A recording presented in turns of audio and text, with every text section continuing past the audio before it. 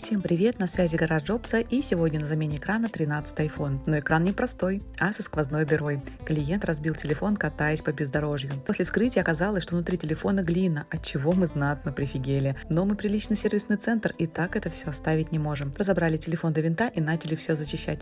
Так стандартная процедура из 1 часа превратилась в полную разборку на 3,5 часа. Большую часть времени заняла тщательная очистка камеры, которая наглухо была в слое глины. Ставь лайк и не забудь подписаться, если тоже хотел сегодня пораньше свинтить с работы.